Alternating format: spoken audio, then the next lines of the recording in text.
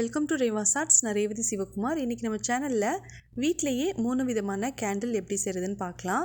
First method செய்கிறதுக்காக காலியான acrylic paint பாட்டில் எடுத்திருக்கேன். இதை வந்து நல்லா க்ளீன் பண்ணி எடுத்து வச்சுருக்கேன். இந்த மாதிரி பெயிண்ட் பாட்டில் இருந்ததுன்னா நீங்கள் கேண்டில் செய்கிறதுக்கு யூஸ் பண்ணிக்கோங்க.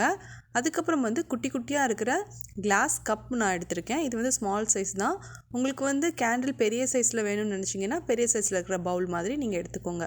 அதுக்கப்புறம் வந்து 7up பாட்டில் கூல்ட்ரிங்க் பாட்டில் இருக்கு இல்லையா, அதுக்குரிய கேப் நான் எடுத்திருக்கேன். இதை எடுத்து இப்படியே நம்ம கேண்டில் செய்கிறதுக்கு ஸ்டார்ட் பண்ணக்கூடாது. இதுக்குள்ளக்க வந்துட்டு டிரான்ஸ்பரண்ட்டாக இருக்கிற மாதிரியான பிளாஸ்டிக் ஷீட் இருக்கும். அதை வந்து நம்ம ரிமூவ் பண்ணிடலாம். கேண்டில் நம்ம செய்யும்போது அது நல்லா மெல்ட் ஆச்சு அப்படின்னா அவ்வளோ நல்லா இருக்காது இல்லையா, அதுக்காக தான் இதை எடுக்க சொல்கிறேன். கண்டிப்பாக இதை எடுத்துருங்க. இப்போ வந்து நான் சிம்பிளாக தான் டிசைன் பண்ண போகிறேன் இன்றைக்கி. இந்த அக்ரிலிக் பெயிண்ட் பாட்டிலை ஓப்பன் பண்ணி க்ளோஸ் பண்ணோம் இல்லையா, இந்த இடத்துல க்ளூ அப்ளை பண்ணிவிட்டு அதை ஒரு ப்ரஷ் யூஸ் பண்ணி நல்லா ஸ்ப்ரெட் பண்ணி விட்டுட்டேன். இப்போது க்ரீன் கலரில் கிளிட்டர்ஸ் இருக்குது. அந்த கிளிட்டர்ஸ்குள்ளக்க இதை நல்லா டிப் பண்ணி எடுத்திருக்கேன்.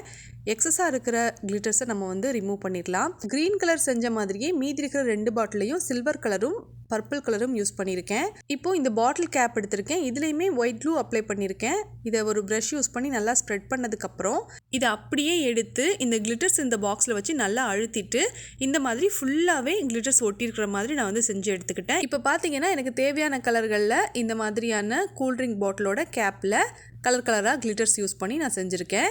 இப்போ சின்ன சைஸில் ஒரு கிளாஸ் கப் மாதிரி எடுத்திருந்தேன் இல்லையா, இதில் வந்துட்டு கிளிட்டர் டேப் இருந்ததுன்னா அதை ஒட்டிட்டு நம்ம வந்து இதுக்கு டெக்கரேஷன் பண்ணிக்கலாம். நான் இதுலேயுமே ஃபஸ்ட்டு க்ளூ அப்ளை பண்ணிவிட்டு அதுக்கப்புறம் கிளிட்டர்ஸ் தான் ஒட்ட வச்சு எடுத்திருக்கேன். இது நல்லா ட்ரை ஆகட்டும். இது ட்ரை ஆனதுக்கு அப்புறமா நம்ம கேண்டில் செய்கிறதுக்கு ஸ்டார்ட் பண்ணலாம். இதுக்கு பதிலாக கிளாஸ் பெயிண்டிங்கோ அல்லது அக்ரிலிக் பெயிண்டிங்கோ கூட நீங்கள் பண்ணிக்கலாம் உங்களுக்கு பிடிச்ச டிசைனில். இப்போ வந்துட்டு நான் க்ரீன் கலரில் கிளிட்டர்ஸ் யூஸ் பண்ணியிருந்தேன் இல்லையா, அந்த பாட்டில் எடுத்திருக்கேன். இப்போ இந்த பாட்டிலில் கொஞ்சமாக கிளியர் க்ளூ ஊற்றிருக்கேன். கிளியர் க்ளூ ஊற்றி வச்சதுக்கப்புறம் இதில் உங்களுக்கு விருப்பமான சீக்வன்ஸ் சேர்த்துக்கலாம், இல்லைனா பீட் சேர்த்துக்கலாம். கலராக இருக்கிற ஓர்பிஸ் இருந்ததுன்னா எடுத்து நீங்கள் சேர்த்துக்கலாம், இல்லைனா தெர்மோகோல் பால் இருந்துச்சுன்னா அதை கூட நீங்கள் சேர்த்துக்கலாம். இப்போ வந்து நான் பீட்ஸும் சீக்வன்ஸும் கொஞ்சம் நான் ஆட் பண்ணியிருக்கேன். இந்த பாட்டிலுக்குள்ளே வைக்கிற அளவுக்கு வேறு ஏதாவது டெக்கரேட்டிவ் ஐட்டம்ஸ் உங்ககிட்ட இருந்துச்சுன்னா அதை நீங்கள் சேர்த்துக்கோங்க. ஆல்ரெடி நான் ஒயிட் கலரில் பீட்ஸும் சில்வர் கலரில் சீக்வன்ஸும் சேர்த்துருந்தேன். இப்போ க்ரீன் கலர்லேயும் கொஞ்சம் சீக்வன்ஸ் எடுத்து நான் சேர்த்துக்கிறேன். இதை சேர்த்ததுக்கப்புறம் ஒரு ஸ்பூனை திருப்பி வச்சுட்டு நான் வந்து இதை நல்லா மிக்ஸ் பண்ணி விட்டுக்கிறேன். உங்ககிட்ட குட்டியாக ஸ்பூன் இருந்துச்சுன்னா அந்த ஸ்பூன் யூஸ் பண்ணியே கூட இதை நல்லா மிக்ஸ் பண்ணி விட்டுருங்க. இப்போது பர்பிள் கலரில் கிளிட்டர்ஸ் ஒட்ட வச்சுருந்தோம் இல்லையா, அதுலேயுமே தேவையான அளவுக்கு க்ளூ சேர்த்துட்டு இதில் வந்து நெயில் ஆர்ட் செய்கிற சீக்வன்ஸ் எடுத்து நான் சேர்த்துக்கிறேன். இது வந்து பர்பிள் கலர்லேயே அந்த சீக்வன்ஸ் இருந்துச்சு. கூடவே கொஞ்சம் ஒயிட் கலரில் பீட்ஸும் சேர்த்துட்டு நல்லா மிக்ஸ் பண்ணிட்டேன்.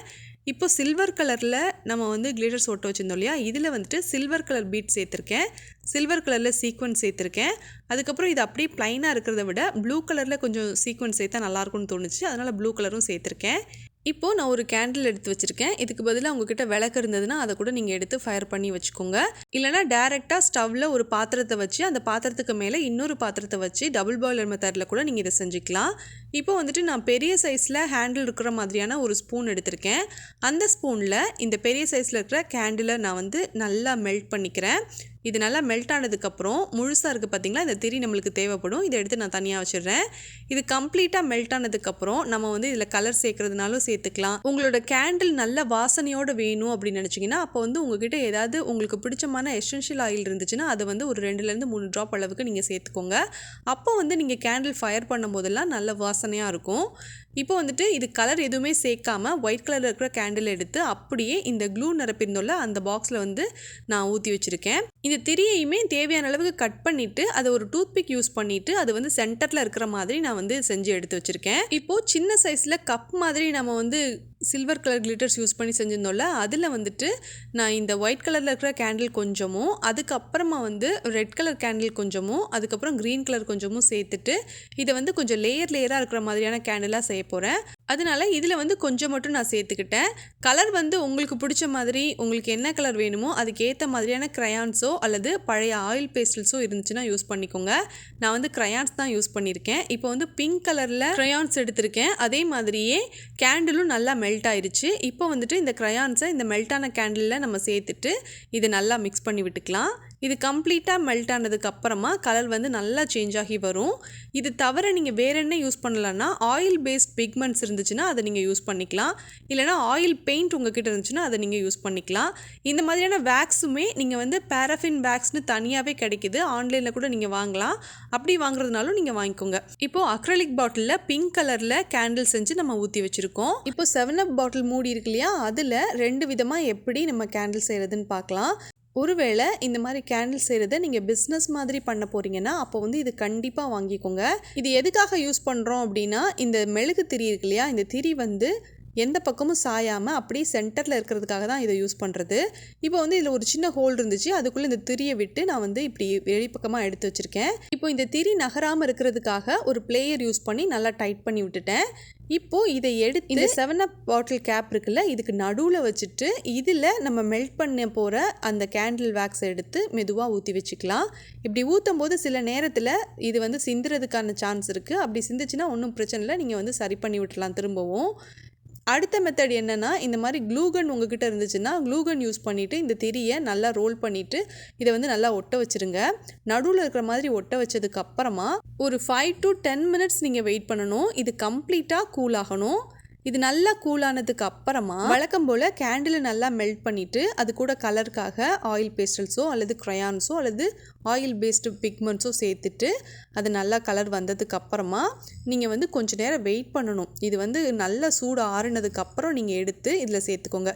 அப்படியே சூடாக இருக்கும்போது இதில் சேர்த்திங்க அப்படின்னா நம்ம க்ளூகன் போட்டிருக்கோம் இல்லையா, அந்த க்ளூகனும் மெல்ட் ஆகி இந்த திரி வந்து இப்படி நடுவில் நிற்காதுங்க, அப்படியே வந்துட்டு சைடில் போயிடும். அதனால தான் சொல்கிறேன், இந்த கேண்டிலை மெல்ட் பண்ணி கலர் சேர்த்ததுக்கப்புறம் கொஞ்சம் நேரம் வெயிட் பண்ணுங்கள். உங்கள் கை தொடுற அளவுக்கு சூடு இருக்கும் இல்லையா, அந்த ஸ்டேஜில் இந்த மூடியில் எடுத்து நீங்கள் ஊற்றி வச்சுக்கோங்க. இப்போ பார்த்தீங்கன்னா ஆல்மோஸ்ட் நம்ம கிளிட்டர்ஸ் யூஸ் பண்ணி வச்சுருந்த எல்லாத்துலேயுமே நம்ம வந்து கேண்டில் ஊற்றி வச்சாச்சு. இப்போது இந்த மாதிரி கேண்டில் செஞ்சதுக்கப்புறம் விருப்பமான கலரில் இருக்கிற கிளிட்டர்ஸை வந்து நீங்கள் தூவி விடலாம். இல்லை வேறு ஏதாவது சீக்வன்ஸ் இருந்ததுன்னா அதுக்கு மேலே போட்டு விடலாம். இல்லை எதுவுமே வேண்டாம்னு நினச்சிங்கன்னா அப்படியே ப்ளைனாக விட்டுருங்க. நம்ம செஞ்சுருக்கிற கேண்டிலில் எனக்கு வந்து இந்த பாட்டிலில் ஊற்றி வச்சோம் இல்லையா, இந்த கேண்டில் வந்து ரொம்ப பிடிச்சிருந்தது. எதுக்காகனா இதுக்கு அடிப்பக்கத்தில் பார்த்தீங்கன்னா அப்படியே டிரான்ஸ்பரண்ட்டாக நம்ம போட்டிருந்த சீக்வன்ஸ் எல்லாமே நல்லா தெரியுது. அந்த பீட்ஸும் கூட அழகாக தெரியுது. அது பார்க்குறதுக்கு வந்து ரொம்ப அழகாக இருக்குது. உங்களுக்கு வந்து இந்த கேண்டில் பிடிச்சிருந்ததுன்னா நீங்கள் ட்ரை பண்ணி பாருங்கள். இப்போ வந்துட்டு நம்ம இது எப்படி இருக்குது அப்படிங்கிறத நம்ம ஃபயர் பண்ணி பார்க்கலாம். அதே மாதிரி நம்ம பவுலில் ஊற்றி வச்சுருந்தோம் இல்லையா, 3 லேயர் நான் ஊற்றி வச்சுருக்கேன் பாருங்கள். இது வந்து சிங்கிளாக ஒரே லேயர் தான், க்ரீன் கலர் மட்டும் ஊற்றி வச்சுருக்கேன். இந்த திரி நீங்கள் போடும்போது மட்டும் நீங்கள் ஒரு டூத் பிக்கோ அல்லது ஏதாவது பேம்பூ ஸ்டிக்கோ இல்லை ப்ரூம் ஸ்டிக்கோ யூஸ் பண்ணிக்கோங்க. அப்போ தான் வந்து நடுவில் வர மாதிரி இந்த திரி கிடைக்கும் நம்மளுக்கு. இப்போ நம்ம இதை ஃபயர் பண்ணி பார்க்கலாம். அக்ரலிக் பாட்டிலில் செஞ்சிருந்த 3ஐயுமே ஃபயர் பண்ணியிருக்கேன். அதுக்கப்புறம் பவுலில் செஞ்சது நடுவில் 1 மட்டும் ஃபயர் பண்ணி காமிச்சிருக்கேன். அதுக்கப்புறம் இந்த பாட்டில் கேப்பில் செஞ்சதில் ஒரு 3 மட்டும் ஃபயர் பண்ணி காமிச்சிருக்கேன். எனக்கு வந்து இது ரொம்ப பிடிச்சிருந்தது. உங்களுக்கு இது பிடிச்சிருந்துச்சுன்னா நீங்கள் ட்ரை பண்ணி பாருங்கள். ட்ரை பண்ணி பார்த்தீங்கன்னா revas@0009@gmail.comக்கு உங்கள் ஃபோட்டோவும் வீடியோவும் சென்ட் பண்ணுங்கள். இந்த வீடியோ உங்களுக்கு பிடிச்சிருந்ததுன்னா இந்த வீடியோவுக்கு லைக் பண்ணுங்கள். இந்த வீடியோ உங்களுக்கு பிடிச்சிருக்கா பிடிக்கலையாங்கிறத கமெண்ட்டில் சொல்லுங்கள். தேங்க்யூ ஃபார் வாட்சிங்.